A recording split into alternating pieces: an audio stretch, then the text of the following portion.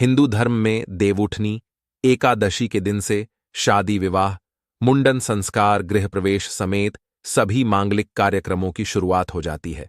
देवउठनी एकादशी के दिन जगत के पालनहार विष्णु जी और माता लक्ष्मी जी की पूजा करने से जीवन में सुख समृद्धि और खुशहाली आती है। साथ ही जानेंगे कि पुरानी झाड़ू कहां और फेंकने चाहिए। देवउठनी एकादशी के दिन सम संख्या 2, 4, 6, 8, 10 की संख्या में झाड़ू खरीदना शुभ मानम जाता है। इस दिन गेहूं के आटे का हलवा, धनिया और गुड़ का छूट बुद्धि का लड्डू लक्ष्मी और धनवंतरी जी को पूजा में अर्पित करने से अचल लक्ष्मी और आरोग्य की प्राप्ति होती है। मित्रों, पूज्य गुरुजी ने अभी अपनी 2 दिन पहले की कथा में एक ऐसा विशेष उपाय बताया है जो उन्होंने आज तक अपनी किसी भी कथा में नहीं बताया। पूज्य गुरुजी ने कहा कि जब आपके हाथ तंग चल रहे हो, जब रुपए पैसे कहीं से प्राप्त ही ना हो पा रहे हो, जीवन में चारों तरफ से सिर्फ और सिर्फ परेशानियां आ गई हों, उनसे बाहर निकलने का कोई रास्ता ना दिखाई पड़ रहा हो, व्यापार, नौकरी, दुकान या कुछ भी ना चल रहा हो, चारों तरफ से नुकसान ही नुकसान हो रहा हो, तो आपको यह एक उपाय सिर्फ एक दिन कर लेना है। और गुरुजी ने कहा कि आप कुछ ही दिनों में देखेंगे कि आपके जीवन में कितना बड़ा चमत्कार हुआ है।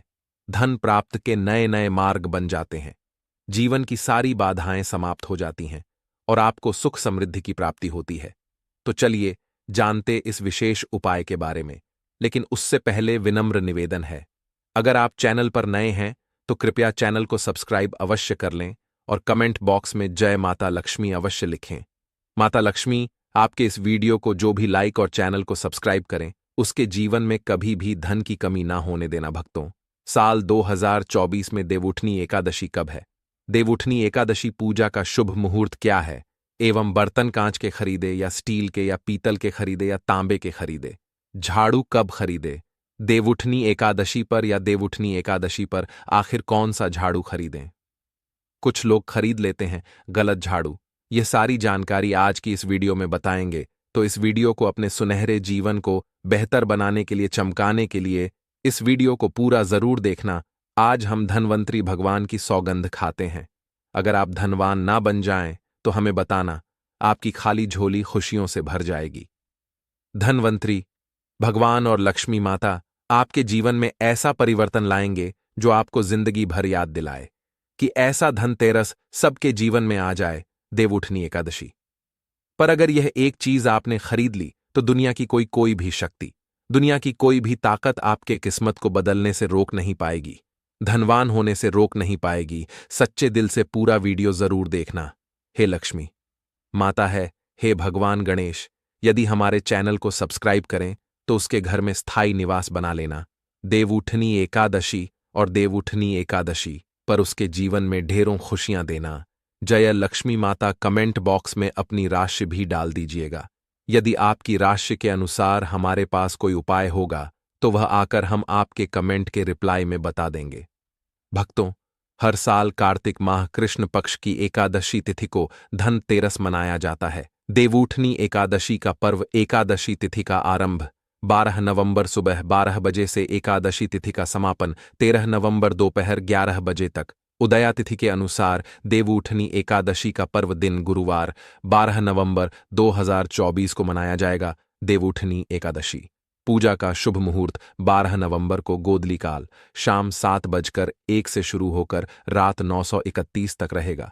देवउठनी एकादशी की पूजा के लिए आपको 2 घंटा 42 मिनट का समय मिलेगा। और भक्तों, देवउठनी एकादशी पर खरीदारी का शुभ समय है। देवउठनी एकादशी पर सोने, चांदी और बर्तन या घर का कोई भी सामान खरीदने का शुभ मुहूर्त है। देवउठनी एकादशी के दिन अभिजीत मुहूर्त बना रहा है और इस योग्य में खरीदारी करने से शुभ फल की प्राप्ति होगी। 12 नवंबर के दिन 12 से 45 तक, दोपहर 1 से 2 के बीच। इसके बाद शाम को 6 बजे से 1 से लेकर शाम 1 बजे तक 8 से 4 बजे तक रहेगा। जो लोग मुहूर्त पर खरीदारी करते हैं उनके जीवन में धनवंतरी भगवान साक्षात उनके घर में लक्ष्मी माता सहित आगमन करती हैं। और यह आगमन ऐसा होता है कि उनके हाथों में कलश से भरा धन होता है, सोने चांदी के सिक्के होते हैं और घर की सुख समृद्धि बढ़ाने के लिए तथा बीमारियों को भगाने के लिए उनके कलश में यह सभी सामग्री मौजूद होती है। भक्तों, इसीलिए मुहूर्त पर खरीदारी करें। जो लोग मुहूर्त पर खरीदारी करते हैं तो उनके जीवन में कई हजार गुना बढ़कर धन, ऐश्वर्य, सुख, समृद्धि, धन संपदा, उत्तम जीवन साथी और कार्यक्षेत्र में बढ़ोत्तरी होती है।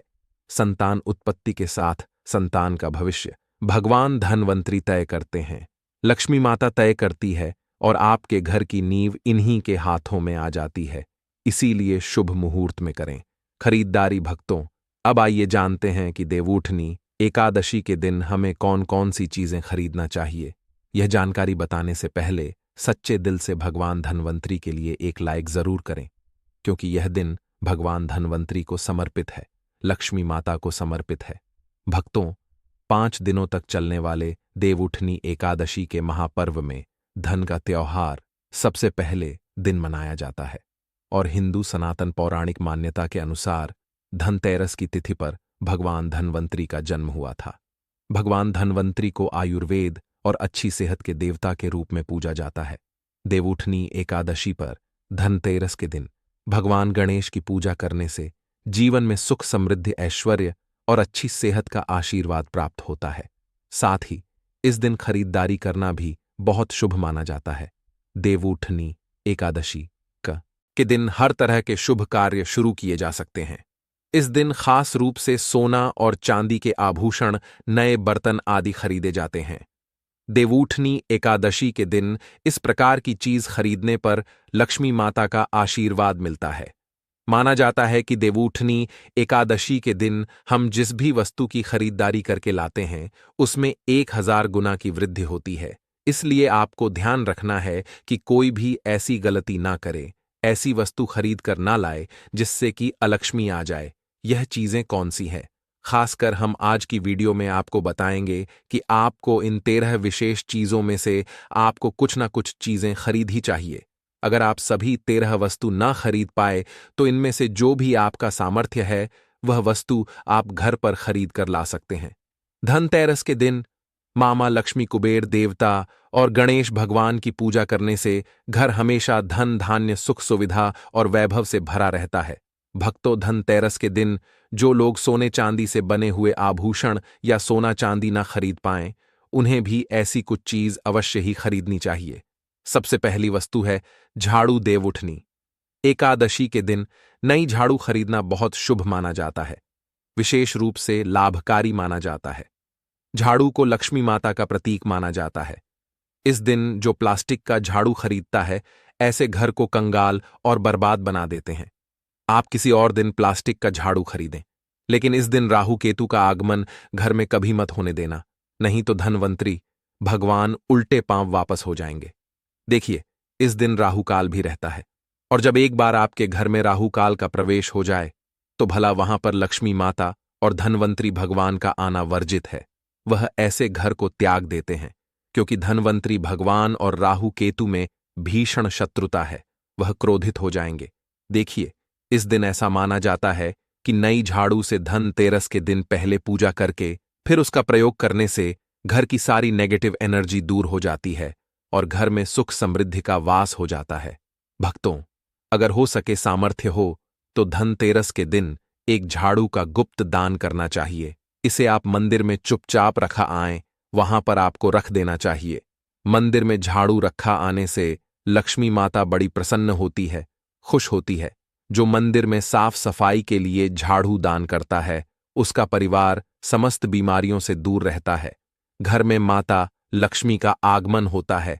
भक्तों, दूसरी वस्तु है साबुत धनिया। देवउठनी एकादशी के दिन आप कुछ लेकर आए या ना आए, साबुत धनिया तो हर कोई ला सकता है और ऐसा करने से कहा जाता है कि घर में आपका जो भी धन है, जो भी आए हैं, उसमें बरकत होने लगती है। अगर आए दिन अनावश्यक रूप से खर्च होते हो तो उसमें भी रोक लग जाती है। देखिए, हम धनवंतरी भगवान की सौगंध खाते हैं।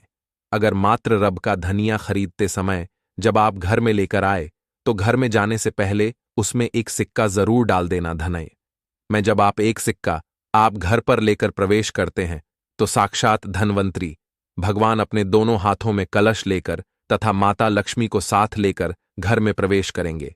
यह हमारे सनातन शास्त्रों में प्रमाणित उपाय हम आपको बता रहे हैं। यह उपाय कभी खाली नहीं जाता। भक्तों, इस दिन नमक भी खरीद कर लाना चाहिए। नमक अगर आप साबुत वाला लाते हैं तो और भी शुभ है, लेकिन आजकल साबुत वाला नमक मिलना हर जगह आसान नहीं होता है, तो आप जो भी नमक आपको मिल पाता हो वह नमक आप इस दिन घर पर लेकर आए। देवउठनी एकादशी से लेकर देवउठनी एकादशी के अगले दिन गोवर्धन और भाई दूज तक आप इसी नमक का उपयोग करें और इन 5 दिनों तक लगातार आपको नमक का पोछा भी घर में लगाना चाहिए। ऐसा करने से दरिद्रता दूर हो जाती है और घर से नेगेटिव एनर्जी भी दूर हो जाती है। लाजमी है, जब दरिद्रता घर से दूर भाग जाएगी तो नथरी भगवान और लक्ष्मी माता का आगमन अवश्य होगा। भक्तों, चौथी वस्तु जो आपको घर पर लानी चाहिए वह है, जिस घर में गोमती चक्र होता है वहां सुख, किस्मत और समृद्धि की वृद्धि होती है। गोमती चक्र घर पर रखने से घर से वास्तु दोष भी कम होता है और परिवार में किसी भी सदस्य में आत्मविश्वास की कमी हो तो देवउठनी एकादशी के दिन गोमती चक्र लाकर उनके हाथ से पूजा करवाकर फिर बाद में आपको इन गोचक्र को अपने मंदिर में या फिर धन रखने के स्थान पर आपको रख देना चाहिए। ऐसा करने से जो भी परेशानी है वह दूर हो जाती है। आपको यह सारी चीजें बाजार में बहुत आसानी से मिल जाएगी। हम गोमती चक्र जरूर लाते हैं अपने घर में और आप भी लेकर आए। अगर पहले से ही है गोमती चक्र तो पूजा अवश्य करें। भक्तों, आप यकीन मानो, आज हम भी गोमती चक्र के शुभ परिणामों से धनवान बन चुके हैं। आप भी लक्ष्मी माता की कृपा अवश्य प्राप्त करें। भक्तों, अगर आपने कमेंट बॉक्स में जय मां लक्ष्मी नहीं लिखा है तो कमेंट बॉक्स में लिखें जय मां लक्ष्मी। आपका इस देवउठनी एकादशी हमारे घर में स्वागत है और वीडियो को लाइक करें।